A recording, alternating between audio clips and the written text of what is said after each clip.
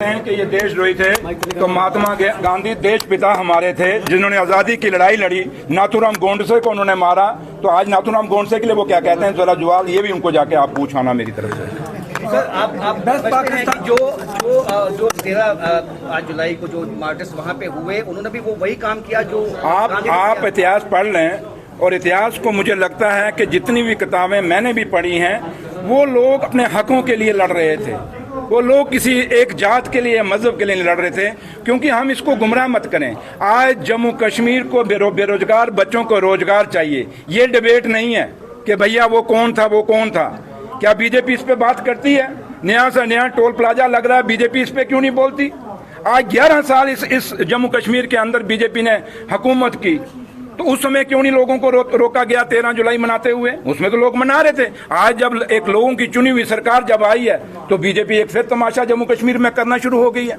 इसलिए 13 जुलाई किसी कौम के खिलाफ नहीं है। और मैं आप पत्रकारों से भी अपील करूंगा कि आपसे भी ये मेरी रिक्वेस्ट है, क्योंकि आने वाली नस्लों को आपने बताना है ये किसी कौम के खिलाफ नहीं, अपने हकों के लिए लड़ना है। और हकों के लिए लड़ते वो लोग शहीद हुए, तो उसके लिए अगर वो हमारी पार्टी के अगर वो वर्कर थे, हमारे लीडर के वो वर्कर थे, तो क्या नेशनल कॉन्फ्रेंस अपने लोगों को याद नहीं करेगी? क्या ऐसे हमारे कितने लोग मिलिटेंसी में शहीद हुए, उनको आज भी हम याद करते हैं। तो इसलिए यहाँ कोई कौम का, यहाँ हिंदू, मुसलमान, सिख, ईसाई, कश्मीरी पंडितों का किसी का सवाल नहीं है। आज आपके सामने कश्मीरी पंडितों का कितना बुरा हाल हुआ है। आज भी वो बेचारे आते हैं, दर दर की ठोकरें खा रहे हैं। 11 साल हुकूमत रही बीजेपी की जम्मू कश्मीर के अंदर। पूछिए उनको सवाल कि हमेशा हर साल कहते हो मैनिफेस्टो में, अपने इलेक्शन मैनिफेस्टो के कश्मीरियों को हल करेंगे, इनको वहां रिहेबिलिटेट करेंगे। 11 साल में क्यों नहीं हुए?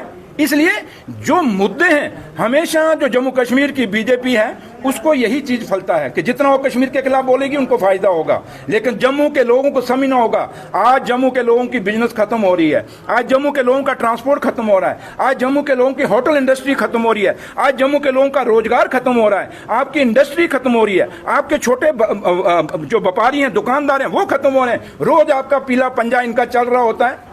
तो इसलिए इन चीजों को छुपाने के लिए नहीं बस्ती पीछे कितने दिन अभी मेरे ख्याल बेचारे सेटल नहीं हुए, क्या उन पे बीजेपी बोलती है?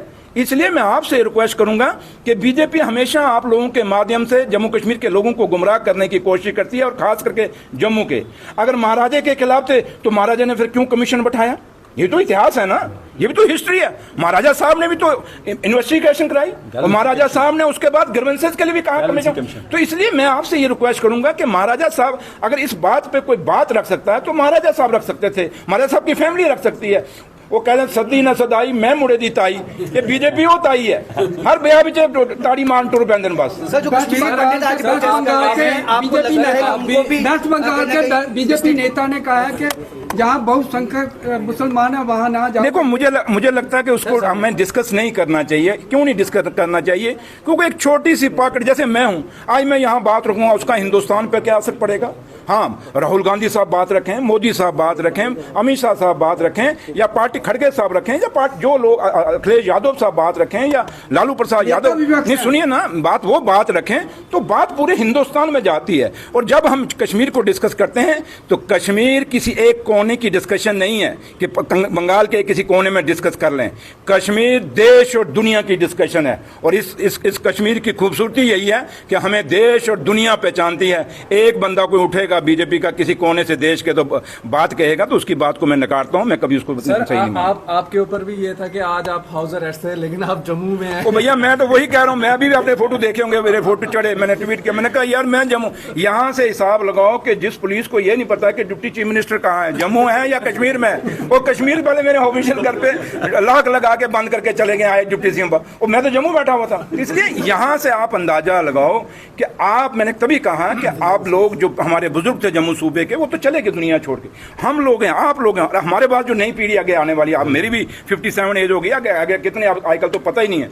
आप लोग भी इसको समझने की कोशिश करिए। आपके मुद्दे कुछ और हैं, उन मुद्दों पे, और सबसे बड़ा मुद्दा मैं बार बार कह रहा हूं, एम्प्लॉयमेंट है। जो बच्चा है जिसको रोजगार चाहिए, उस माँ बाप को पूछो जिन्हें बच्चों का घर में, आप जाएं जम्मू यूनिवर्सिटी के बाहर कितने लोग बैठे होते हैं बेले, आप जाएं मेडिकल कॉलेज के बाहर कितने लोगों ने डिग्रियां, जाएं इंजीनियरिंग कॉलेज के बाहर कितने लोग हैं, दूसरे आपकी छोटी मोटी और पढ़ाइयां जितनी, कितने लोग बच्चे बेरोजगार हैं जम्मू में, और एक बिजनेस था वो भी आपका खत्म हो गया।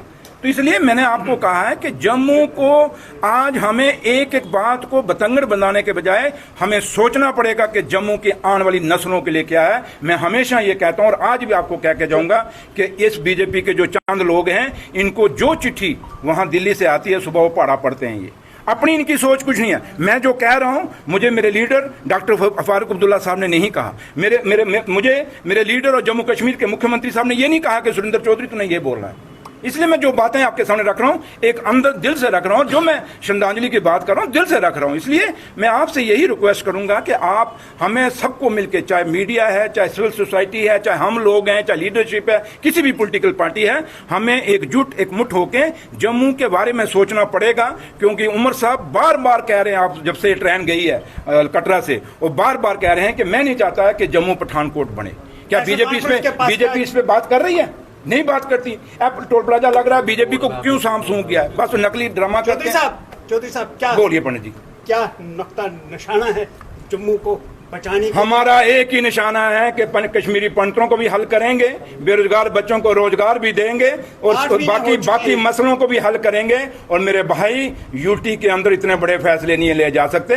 ये बड़े फैसले तभी लिए जाएंगे जब जम्मू कश्मीर के इंस्टीट्यूशन बचेंगे। और सबसे बड़ा इंस्टीट्यूशन है जम्मू कश्मीर का, वो है आपका असेंबली। और असेंबली तभी मजबूत होगी जब जम्मू कश्मीर को स्टेट का दर्जा मिलेगा। Thank you.